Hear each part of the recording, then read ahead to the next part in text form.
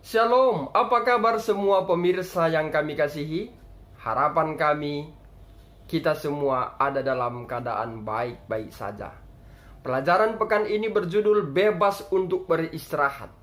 Untuk memudahkan kita memahami pelajaran pekan ini, terlebih dahulu, mari kita baca Alkitab kita.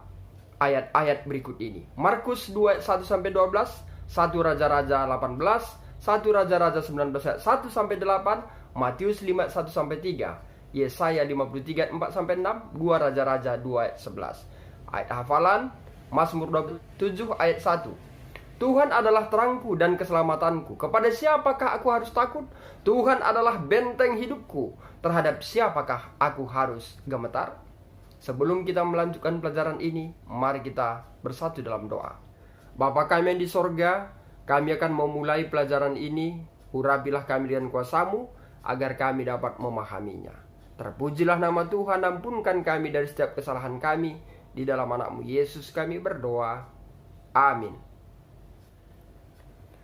Banyak orang yang Yesus temui dalam pelayanannya di dunia ini adalah orang sakit. Mereka berduyun-duyun kepada Kristus untuk penyembuhan dan beristirahat dari penderitaan mereka.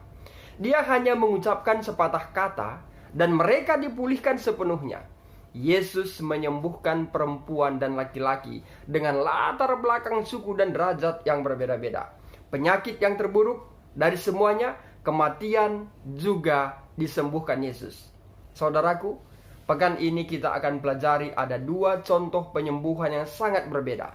Yang pertama adalah penyakit yang memiliki gejala yang terlihat jelas. Dan yang kedua, yang tidak ada gejala dan terlihat jelas. Jika suatu saat kita butuh istirahat, itu adalah saat kita sakit. Dokter selalu mengatakan harus cukup istirahat. Kita membutuhkan istirahat, yaitu fisik, agar tubuh kita dapat menggalang sistem kekebalan tubuh kita. Yang kedua, yaitu mental. Mental, kita juga harus istirahat. Terkadang ketika itu adalah suatu yang berpotensi mengancam jiwa. Kita terbangun dan khawatir tentang apa hasil tes medisnya nanti. Kita memikirkan hal-hal yang tidak seharusnya kita pikirkan. Mental juga harus istirahat. Kita masuk ke poin yang pertama dari apa yang kita telah bahas terlebih dahulu, yakni yang memiliki gejala jelas. Dalam poin ini, sekolah sahabat kita mengangkat tentang orang lumpuh yang disebut memiliki gejala terlihat jelas. Para ahli spiritual menarik garis lurus sebab dan akibat. Dia telah membawa penyakit ini ke atas dirinya karena dosa-dosanya dan tidak ada obatnya. Tetapi harus kita ketahui bahwa menyalahkan tidak membawa kesembuhan atau keutuhan bagi orang sakit. Jadi saat seseorang sakit, tidak baik untuk mulai menyalahkan. Memang desain Allah yang mula-mula tidak ada sakit, penyakit, dan penderitaan. Tetapi selama kita berada di dunia yang berdosa ini, tidak akan ada jaminan kesehatan. Tidak peduli seberapa rajin kita mengikuti prinsip-prinsip kesehatan, karena kita sudah jatuh dalam dosa. Kabar baiknya adalah bahwa Tuhan dapat memberi kita istirahat, baik kita sakit atau sehat.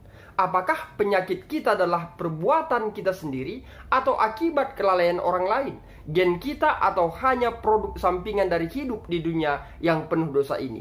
Tuhan tahu bagaimana memberi kita istirahat. Yesus mendekati penyakit secara berbeda. Dalam kasus si lumpuh, alih-alih segera mengobati akibat yang jelas dari penyakitnya, seorang lumpuh merasakan beban rasa bersalah dan keterpisahannya dari Allah lebih berat dari penyakitnya. Yesus langsung menuju ke akar dari apa yang paling mengganggu orang itu. Seseorang yang beristirahat di dalam Tuhan mampu menanggung penderitaan fisik apapun yang mungkin menimpanya di dunia yang penuh dosa ini. Jadi Yesus langsung ke akarnya dan menawarkan pengampunan terlebih dahulu. Para pemimpin agama terkejut ketika mereka mendengar Yesus mengucapkan pengampunan. Sebagai jawaban atas tuduhan mereka yang tidak terucapkan, Yesus mengajukan sebuah pertanyaan dengan firman Allah yang penuh kuasa.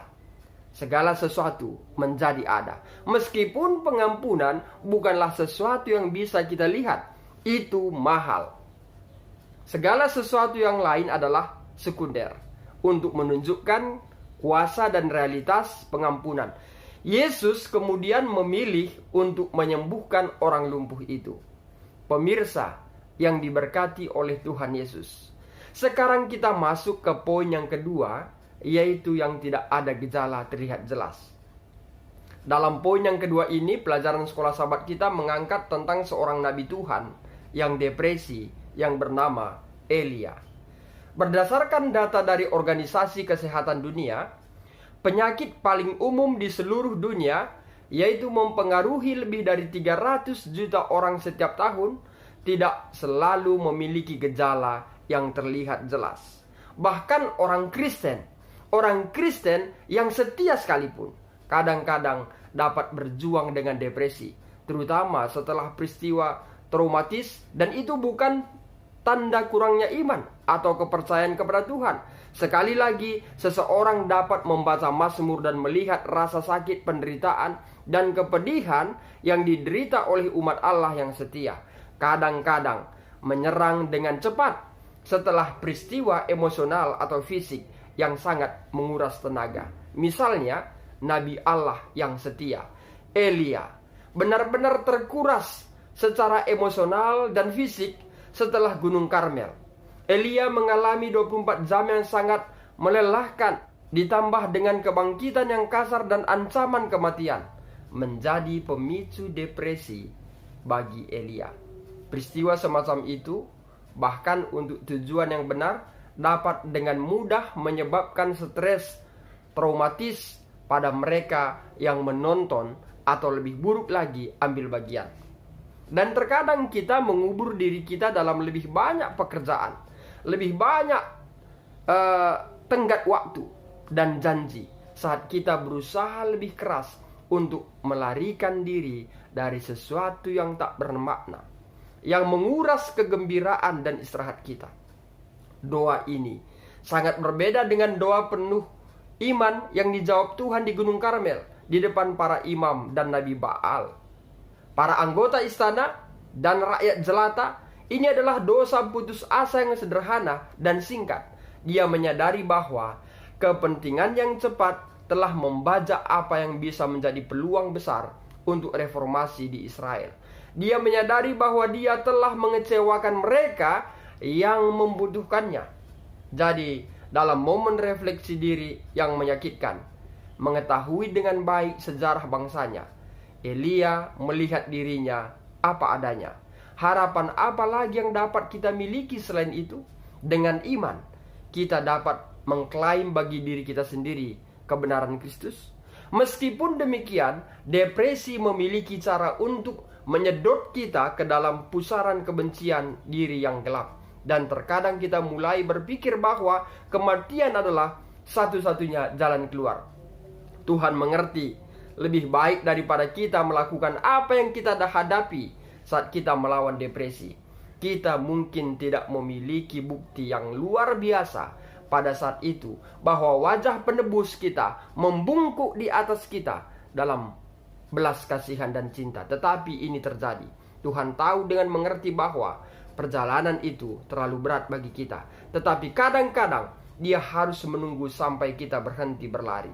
Satu gambaran lain bahwa terkadang orang yang tenggelam menjadi sangat bingung dan emosi sehingga mereka akan melawan penjaga pantai saat penjaga pantai berusaha menyelamatkannya.